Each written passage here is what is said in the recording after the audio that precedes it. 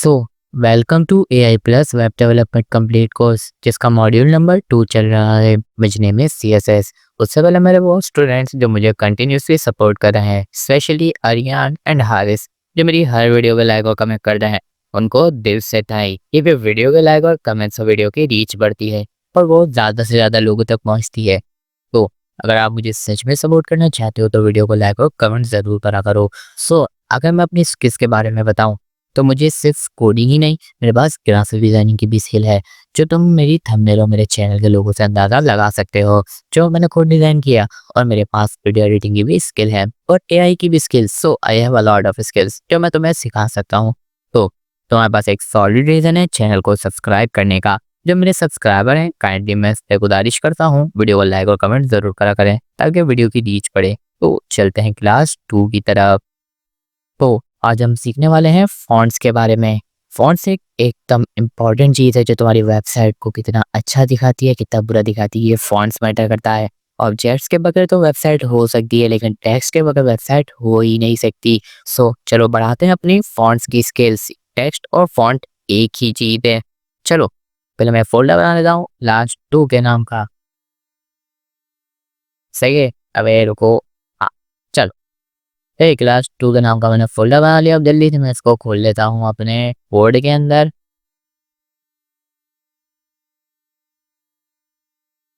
सही, तो सबसे पहले हमें इस फाइल क्रिएट करते हैं इंडेक्स डॉट एचटीएमएल के नाम से।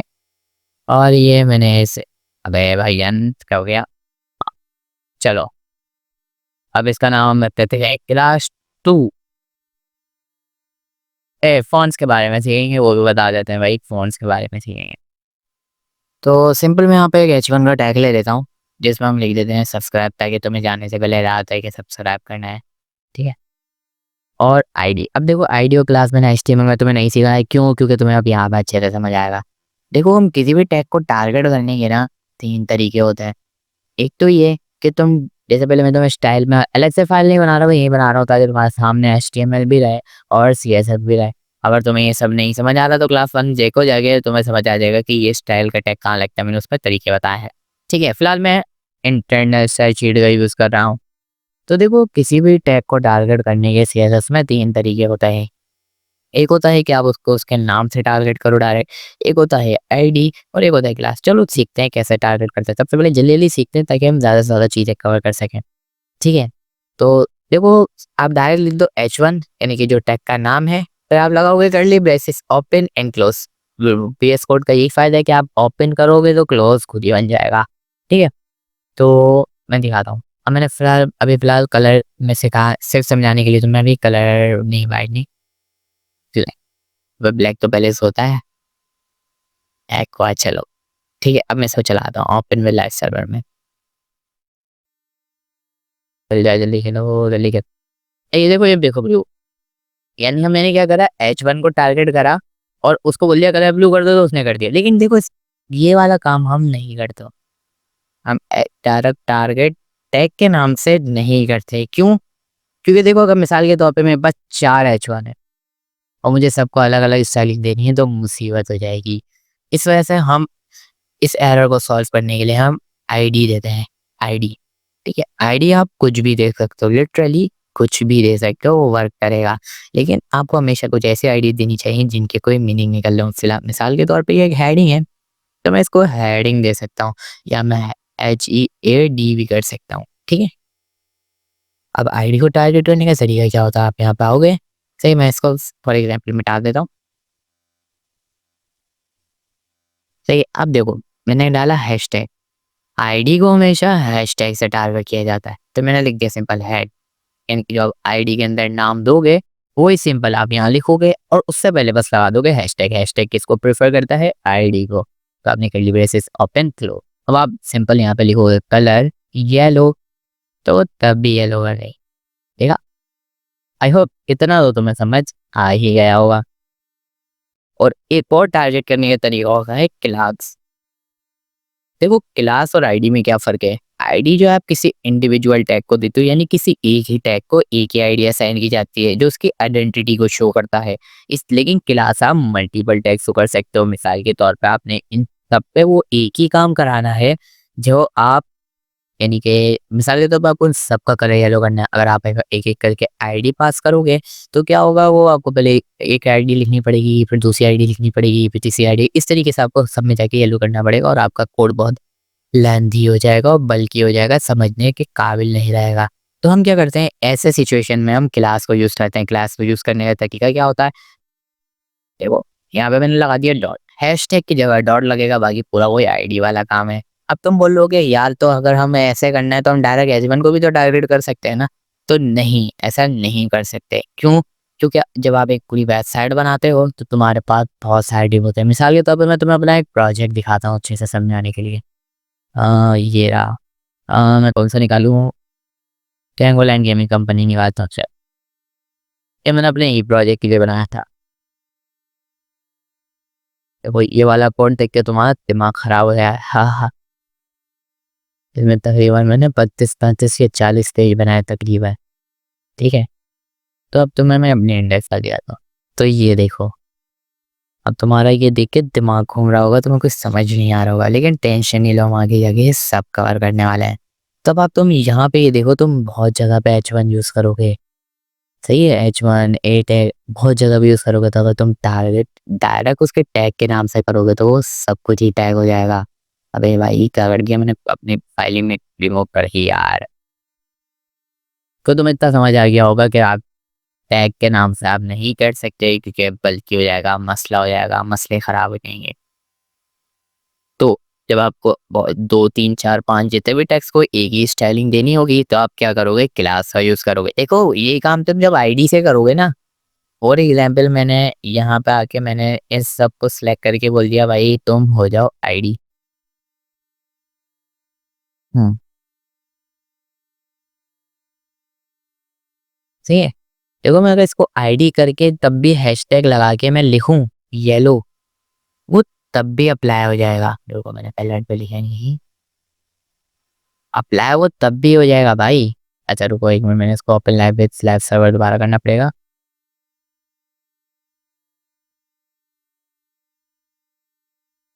तो देखो अप्लाई वो तब भी हो जाएगा, लेकिन तुम जब एक इंडस्ट्री में काम करोगे तो ये तरीका वैलिड नहीं है। सही है, तो मैं फौरन भगा देंगे कंपनी से, बोलेंगे चल मेरा पुत्र तो छुट्टी कर। इससे अच्छा भी आपको दो से एक से ज़्यादा टैग को इंडिविजुअल नहीं, एक से ज़्यादा टैग को एक ही स्टाइलिंग देनी होगी, तो तुम लोग क्लास यूज़ करोगे। ठीक है, मैं कंट्रोल Z कर देता हूँ। या हाँ, तो आई होप आईडी और टैग टारगेट करने का तो तुम्हें अच्छे से समझ आ गया होगा। सो अब सीख लेते हैं फॉन्ट्स, ये बहुत इंपॉर्टेंट है। देखो तुम्हें ये प्रॉपर्टी याद करने की ज़रूरत नहीं है।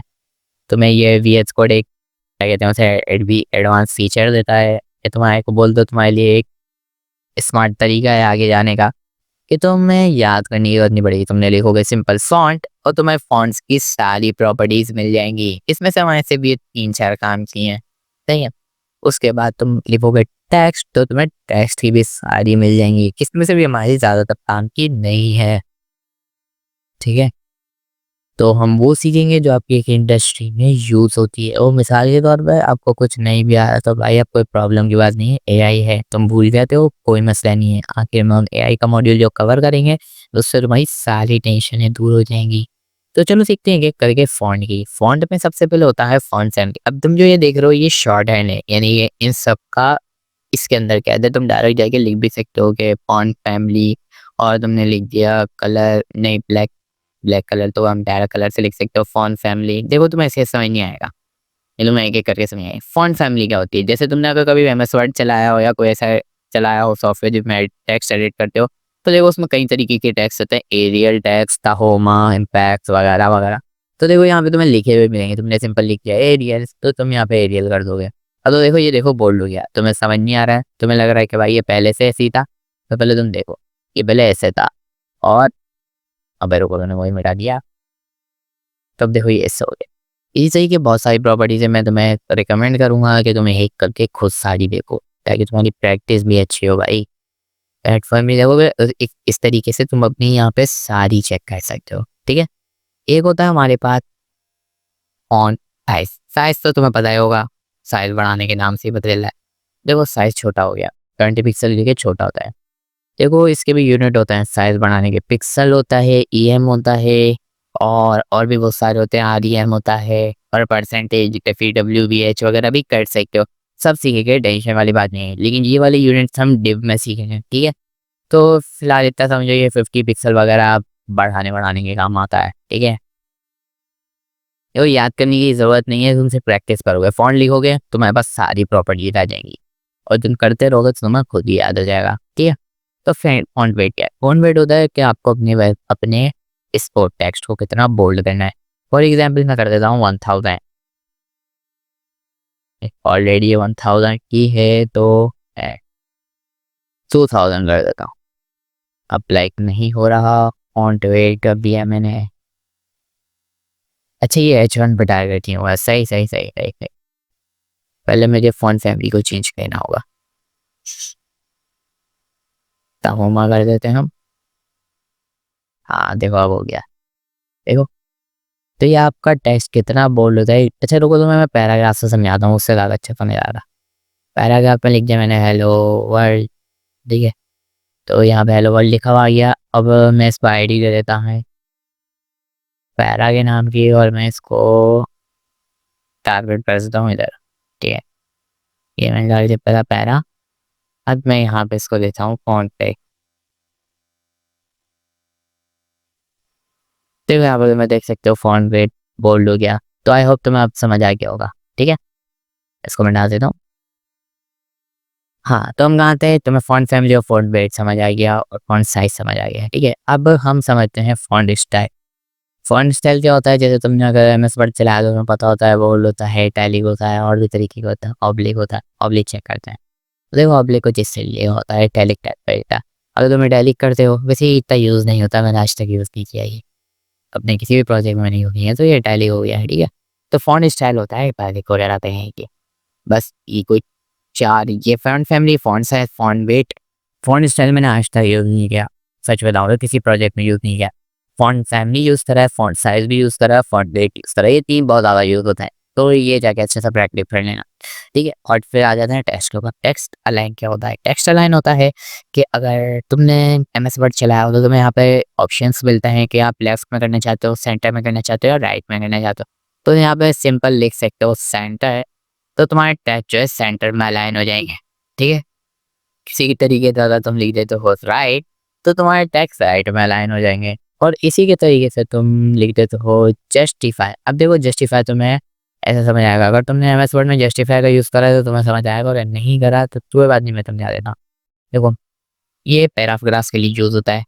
वो मैं इसको क्या करता हूँ, बल्कि मैं क्लास इसको हेड ही दे देता हूँ, ठीक है, ताकि लंबी ना हो। देखो मैंने जस्टिफाई कर दिया। अभी पता है क्या, ये बड़ा टेक्निक, तो मैं थोड़ा और बड़ा कर देता हूँ।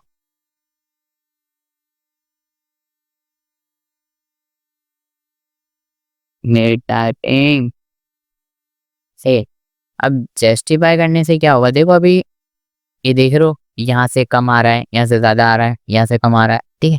तो जस्टिफाई करने से क्या होता है, ये सारे एक ही विथ कंज्यूम कर लेते हैं। फॉर एग्जाम्पल देखो, तुम्हें कुछ समझ आ जाएगा। तो ये देखो, पहले क्या था, पहले ये कुछ इस तरीके का था, और इसको मैंने सही अलाइन करने के लिए मैंने क्या करा, इसको ऐसे कर किया, सही है।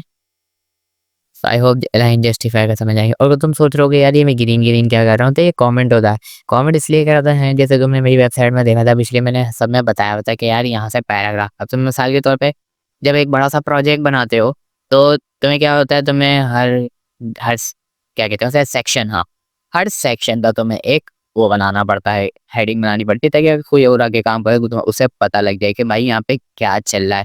ठीक है, जिम फॉर एग्जाम्पल मैंने यहाँ पे पैराग्राफ स्टार्ट किया है, तो मैं यहाँ लिख देता हूँ पैराग्राफ, लेकिन मैं नहीं देखो पैराग्राफ में लिखूंगा तो उसको ब्राउज़र डायरेक्ट रेंडर कर देगा। तो मैंने क्या, इसको हाइड करने के लिए मैं क्या कर देता हूँ, कमेंट जिसकी शॉर्ट की है कंट्रोल क्वेश्चन मार्क। बाकी ये साइन वाइन लगा के भी आप कर सकते हो, लेकिन मैं इस पंचायत में नहीं पढ़ता हूँ, डायरेक्ट कंट्रोल क्वेश्चन मार्क मार देता हूँ। तो देखो यहाँ से हाइड हो गया और अपना टेक्स्ट भी बचा रहा। इससे किसी भी आने वाले को पता लग जाएगा कि यहाँ से पैराग्राफ स्टार्ट हो रहा है। तो ये होता है कमेंट, हमने कमेंट भी कवर कर लिया, ठीक है। और टेक्स्ट अलाइन यूज होता है काफ़ी जगह, ठीक है। और टेक्स्ट डेकोरेशन होता है, मैं वैसे इसको नन करने के लिए इस्तेमाल करता हूँ हमेशा। ठीक है, टैग डेकोरेशन हमेशा नन करने के लिए इस्तेमाल करता हूँ। बाकी इसको के और भी कई तरीके हैं, लेकिन मैंने अभी तक अपने प्रोजेक्ट में इसको से नन करने के लिए यूज़ किया है। फॉर एग्ज़ाम्पल इसको तो हम लाइन थ्रू भी कर सकते हैं। देखो सब पे लाइन थ्रू हो गया, ठीक है। ये ज़्यादातर वहाँ यूज़ होता है जहाँ पर आपको कुछ, जैसे आप कोई वो वाला कार्ड बनाते हो जिसमें डॉलर-वॉलर आपने डिस्काउंट दिखाना है, तो आप यहाँ पे लाइन थ्रू करके उस वाले टेक्स्ट को काट के आप आगे अपना डॉलर वगैरह लिख सकते हो, ठीक है। और हमने लाइन थ्रू भी कवर कर लिया। अब देखते हैं टेक्स्ट ट्रांसफॉर्म। वैसे टेक्स्ट ट्रांसफॉर्म भी काफ़ी कभी यूज़ नहीं करा मैंने अपने किसी भी प्रोजेक्ट में। ये अपर केस और लोअर केस करने के काम आता है। वही कुलने लिख दिया लोअर केस, तो ये लोअर केस में आ जाएगा, ठीक है। आई नो ये मुझे पता है बहुत बोरिंग लग रहा है जिन लोगों को, मुझे भी टेक्स्ट काफ़ी बोरिंग लगता है। इसके बाद वाली क्लास बड़ी इंटरेस्टेड होने वाली है, वो बड़ी मज़े वाली की चीज़ें थी। ओवरफ्लो। ओवरफ्लो क्या होता है? यानी कि मिसाल के तौर पे मैंने एक बॉक्स बनाया, उसके उस बॉक्स से बाहर जितनी चीज़ें जा रही हैं वो ओवरफ्लो हो जाएँगी, यानी कि बॉक्स के ओवरफ्लो चली गई। तो उसको हिडन कर ओवरफ्लो को हिडन करने के लिए हम सिंपल टेक्स्ट ओवरफ्लो कर देते हैं हिडन। लेकिन मैंने ये भी आज तक यूज़ नहीं करा है। सही है, टच शैडो ये बहुत जगह यूज़ होता है। फॉर एग्ज़ाम्पल मैंने इसको थोड़ा-सा अच्छा सा दिखाना है, ठीक है? तो मैं क्या कर देता हूँ, पहले लिखूँगा दैट एक्स एक्सिस पे 0 पिक्सल, वाई एक्सिस पे 0 पिक्सल, और फिर मैं उसको ओपेसिटी दे दूँगा कितने पिक्सल की देनी है, और मैं उसको फिर कलर दे दूँगा। तो देख सकते हो एक शैडो क्रिएट हो गया है, ठीक है। इसको बहुत अच्छे तरीके से हम सीखेंगे जब हमने होवर इफेक्ट और एनिमेशंस वगैरह लगाएंगे, तो आप इसकी टेंशन नहीं लेना अगर तुम्हें ये समझ नहीं आया तो, ठीक है। अच्छे से समझ आएगा जब आगे वाली क्लास में से सीखें।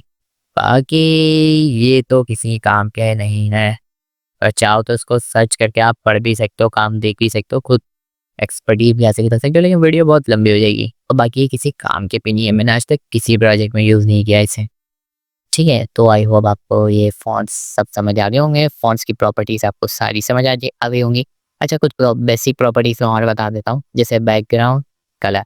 बैकग्राउंड कलर करने के लिए एक्वा कर देते हैं। तो क्या होता है बैकग्राउंड में, जैसे मैंने आपको अगर एचटीएमएल पे आप मेरी क्लास लेके आए, तो मैंने आपको बताया था कि कुछ ब्लॉकचेन टैग होते हैं, कुछ इनलाइन टैग होते हैं। तो ये देखो, ये ब्लॉकचेन टैग है, क्यों? क्योंकि उसने अपने आगे की सारी बिट कंज्यूम कर ली है।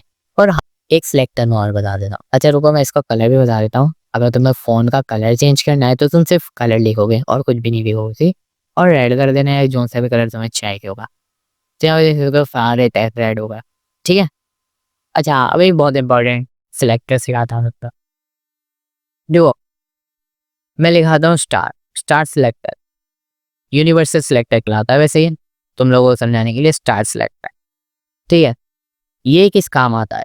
ये वो काम आता है कि जो सारे टेक्स्ट पे अप्लाई, सारे टैग्स, टेक्स्ट नहीं, सारे टैग्स पर अप्लाई कर देगा। जितने भी तुम्हारा जितना बड़ा प्रोजेक्ट हो, जितने टैग्स हो, वो सब पे ये काम अप्लाई कर देगा, ठीक है। तो लेकिन ये ज़्यादातर यूज़ किस लिए होता है, चलो मैं बताता हूँ। सिर्फ ये यूज़ होता है लिखने के लिए, पी पैडिंग 0, मार्जिन 0। मार्जिन और पैडिंग क्या होता है हम आगे वाली क्लासेस में सीखेंगे। तो देखो ये क्या होगा, ये जो इसको बेसिक मार्जिन मिल रही थी, ये जो पीछे से उठ रहा था, अगर मैं तुम्हें दिखाऊं तो ये कुछ इस तरीके का था। इन्होंने यहाँ पे मार्जिन मिल रही थी, मार्जिन पैडिंग मिल लेते हैं, ठीक है। तो हम इसको क्या करते हैं, हम इसको 0 कर लेते हैं, ठीक है।